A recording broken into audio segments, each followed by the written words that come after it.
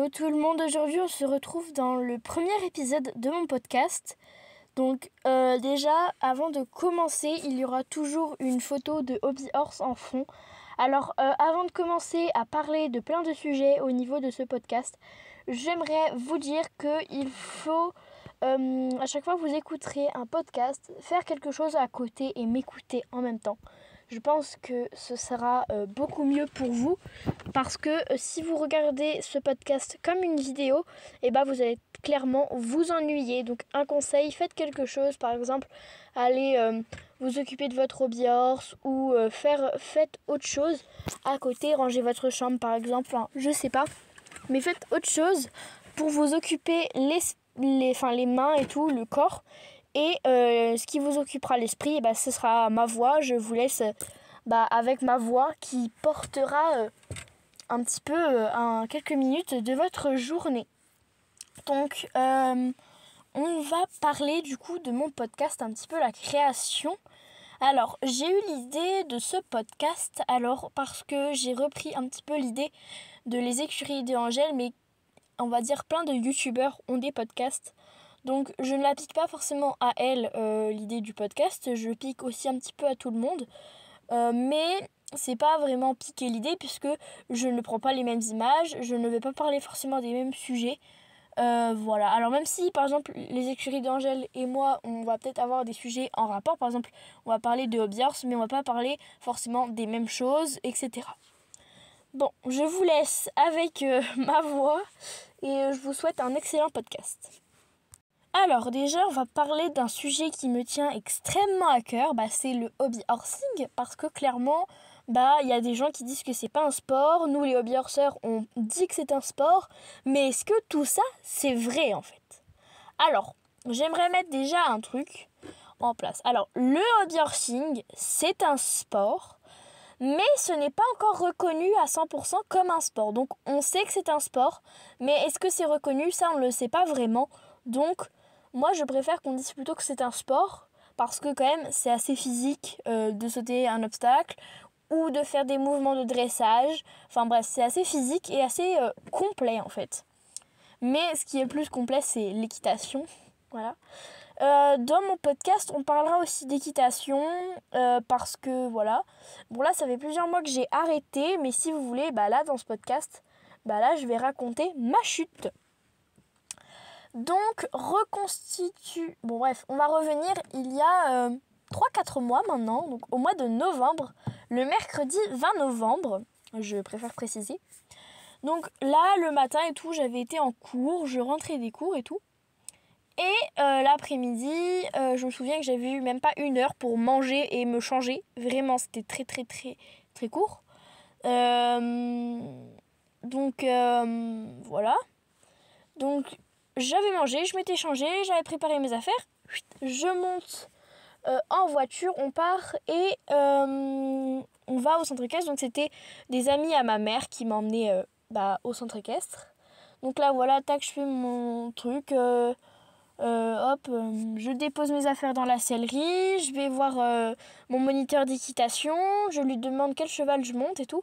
Il me demande du coup quel cheval moi je veux monter. Donc là moi je dis je veux monter Iséa.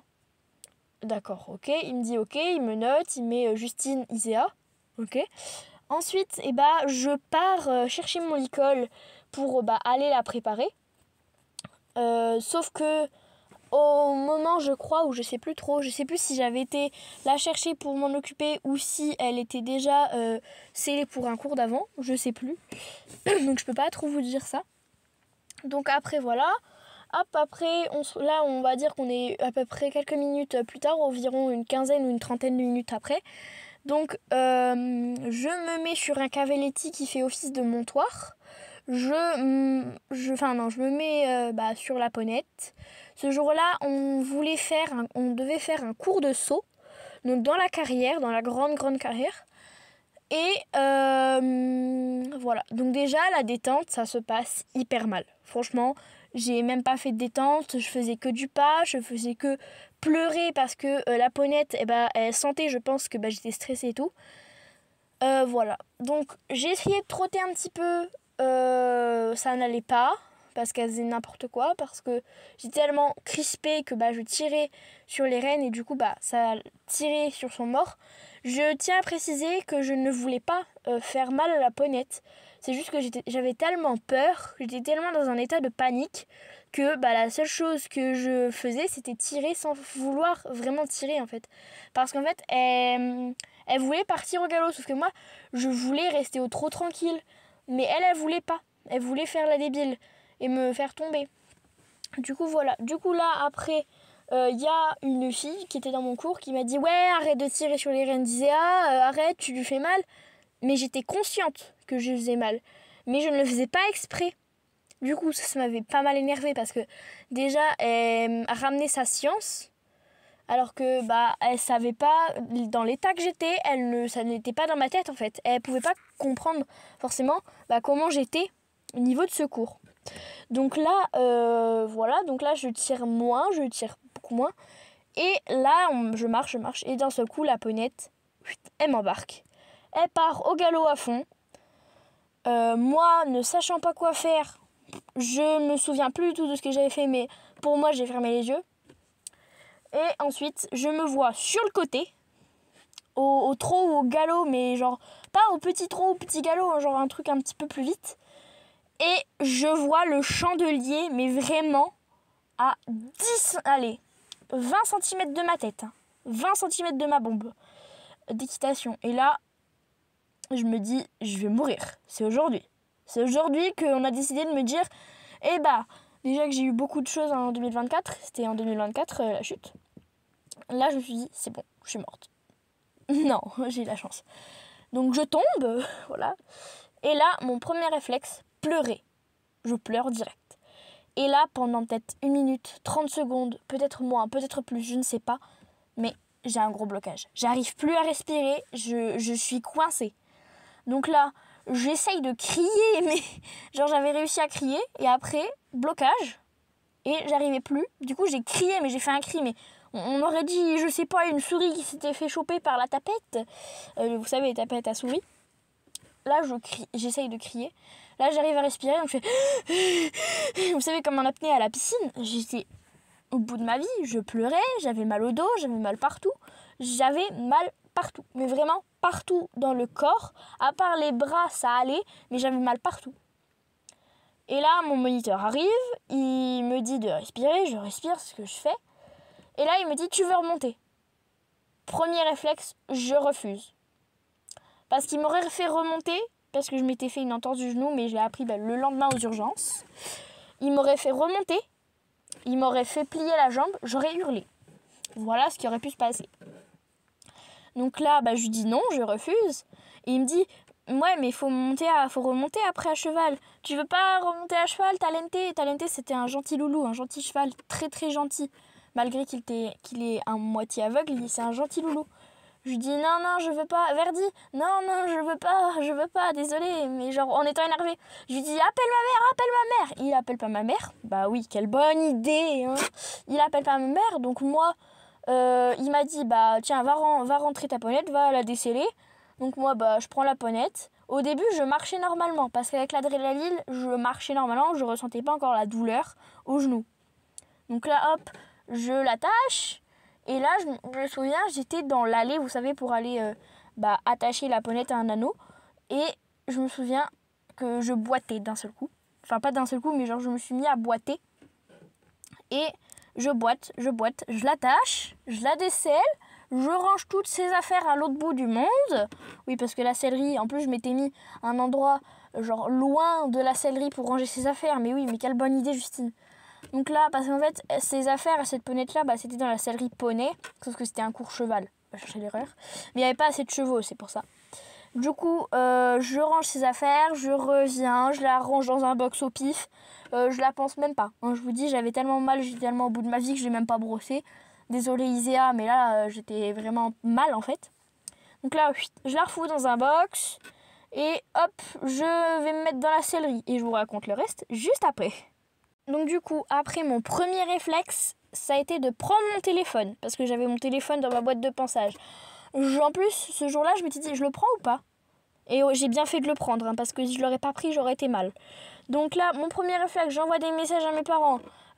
Sur le portable de boulot de mon père. Je lui fais: papa, je suis tombée, j'ai hyper mal, viens me chercher vite. Maman, j'envoie un message, ma mère, 5 minutes après, même pas, elle m'appelle, je lui réponds en pleurant, en étant mal en fait. Elle me dit j'ai appelé ton père, il va venir te... Je vais appeler ton père, il va venir te chercher, voilà. Donc ma mère appelle mon père, elle rappelle mon père, après il arrive, mais il arrive comme un dingue, hein. Il se gare à peine, il saute de la bagnole, il coupe le contact à peine, il descend de la voiture, il me cherche du regard, mais vite fait. Et là, je dis: je suis là, dans la salerie, genre... pas avec ce ton-là, mais genre, je suis là, papa, genre comme ça. Il me voit, il me dit: je t'ai pas trouvé les premiers coups. Il part voir Jean-Pierre en marchant, mais comme un dingue. Jean-Pierre, qu'est-ce qu'il dit à mon père? Que je suis une menteuse, que je n'ai pas mal. Mais oui, mais en plus, il m'avait laissée toute seule. Vous aurez imaginé si j'avais fait un malaise. Non mais là, un malaise quoi. En plus, j'étais pas bien, genre j'avais mal au dos partout. J'étais au bout de ma vie. Du coup, voilà. Après, hop, avec mon père, on se dépêche. Après, il revient énervé. Et il prend mes affaires, j'essaye de prendre ma boîte de pensage, je marche en boitant, c'est génial. Je marche pas vite, en plus j'ai mal. Mon père me dit: allez, c'était là, j'ai mal. Du coup, on charge des affaires dans la bagnole, on se taille, on rentre à la maison. Voilà. Donc je rentre, ma mère elle arrive après. Elle me dit: demain, si c'est encore gonflé, si t'as encore mal, on va, je te garde quoi. Du coup, j'ai mangé, je me suis lavée, j'ai été couchée, je me lavais et tout. J'ai mangé, je me suis couchée. Le lendemain, ma mère me réveille à 7h du matin. Oui, parce qu'en fait, de base, on savait pas si j'allais au collège ou pas. Ma mère ne savait pas si elle devait m'emmener ou pas. Donc là, je me lève. Ma mère voit très bien que j'arrive pas à me lever. Clairement, j'avais essayé toute seule. Mais genre, je galérais, je m'accrochais au mur, je m'accrochais partout parce que j'avais plus qu'une seule jambe pour m'appuyer. Sauf que relever mes grosses fesses... Me relever de mon matelas, c'était hyper dur. Du coup, hop, je me lève. Ma mère regarde mon genou. Et elle dit: attends, relève ton pantalon de l'autre côté. Enfin, relève ta jambière de l'autre côté de pantalon. Je relève. Et elle fait: ah ouais. Elle regarde, c'était à 11h ça, mais... Genre là, elle me dit: t'arrives à marcher? Je marche, j'essaye. J'arrive pas. Elle me dit: bon, rallonge-toi, essaye de te rendormir. Moi, j'arrivais pas, du coup, j'ai regardé des vidéos. Ensuite, à 11h, elle me réveille pas, mais genre, elle revient. Elle était revenue déjà plusieurs fois avant, mais là, pour me demander si j'avais soif et tout. Et là, elle est revenue, elle m'a dit: lève-toi. Et elle a regardé mon genou, et elle a fait: ah oui, quand même, il y a une sacrée différence. Mon genou droit était énorme, était gonflé, et le genou gauche, ça allait. Elle voit la différence entre les deux, elle se dit: ah oui, quand même. Du coup, elle me dit: habille-toi. Moi, j'essaye de m'habiller, hein. Voilà, je vais dans la salle de bain à cloche-pied. Je fais tout à cloche-pied, mais tout va bien. Je m'habille et tout. Et là, on va aux urgences. En plus, il commençait à neiger. Ma mère, elle m'a dit: c'est maintenant, parce que si je t'emmène avec ton père ce soir, s'il y a neigé, s'il y a vraiment une couche de neige épaisse, ça va pas le faire. Bon, sachant que chez moi, il neige pas trop souvent et qu'en général, la neige, il y en a pas beaucoup. Mais bon, là, on n'était pas sûr. Il y avait des prévisions comme quoi qu'il allait faire 1 mètre de neige. Bref, ma mère m'emmène aux urgences. On arrive aux urgences. On attend 2 heures sur leurs sièges là en ferraille qui sont inconfortables. J'avais mal au dos en plus. Donc là, j'avais plus mal au dos. Et là, rebolote, j'avais mal au dos à cause de leur siège. Génial. Donc là, je me fais ausculter et tout, ils me font une radio, et ils regardent mon genou, et là, entorse du genou, mais oui. Du coup, j'avais loupé jeudi et vendredi, plus la semaine d'après, parce que la semaine d'après, j'étais venue chez mes grands-parents, parce que ma mère partait en formation, je sais plus où. Bref, elle partait en formation et mon père, il pouvait pas s'occuper de moi et moi je pouvais pas prendre le bus avec des béquilles, je pouvais pas. Et puis en plus je pouvais à peine marcher et donc voilà. Donc j'ai fini une semaine chez mes grands-parents, j'ai vécu ma best life. Hein. J'ai surtout chié parce que genre, je faisais pas grand-chose. Mais au moins, j'étais bien, quoi. Donc là, voilà, j'ai eu la bonne surprise d'apprendre que j'avais eu une entorse du genou. Sauf que résultat, c'est que maintenant, quand je fais, par exemple, quand je reste trop longtemps assise en tailleur ou à genoux, et bah j'ai mal au genou droit. Alors peut-être que maintenant, vu que je grandis et c'est à la croissance, c'est peut-être ça qui me fait que j'ai mal aussi. Mais j'ai des douleurs à mon genou des fois. Mais je peux pas expliquer pourquoi.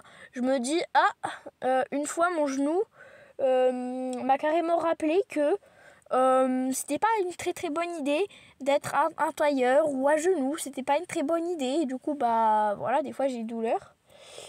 Mais bon. J'ai été voir une éthiopathe et un ostéopathe. J'ai fait une séance d'éthiopathe, une séance d'ostéo. Voilà, faudrait que j'en refasse d'ailleurs. Donc voilà. Bon, bah voilà, j'espère que cet épisode de podcast vous aura plu. Enfin, j'espère que ça vous aura un petit peu intéressé mon histoire. En tout cas, je vous souhaite une bonne journée et je vous dis à très bientôt pour de prochaines vidéos. Et j'espère vraiment que ce podcast vous aura intrigué, vous aura plu et vous aura un petit peu intéressé quand même. Voilà. Je vous glisserai très prochainement une vidéo de moi qui raconte ma chute mieux qu'aujourd'hui parce qu'aujourd'hui ça fait déjà plusieurs mois que cette chute est passée. Mais la vidéo que j'avais fait il y a 4 mois ou 5, je racontais, c'était le lendemain ou 2 jours après ma chute. Donc j'avais plus de souvenirs que là, aujourd'hui, j'en ai beaucoup moins. Donc je vous mettrai cette vidéo dans les jours qui viendront, quand je la montrerai et tout, pour pas qu'on voie mon visage, etc. Bon bah voilà, bisous.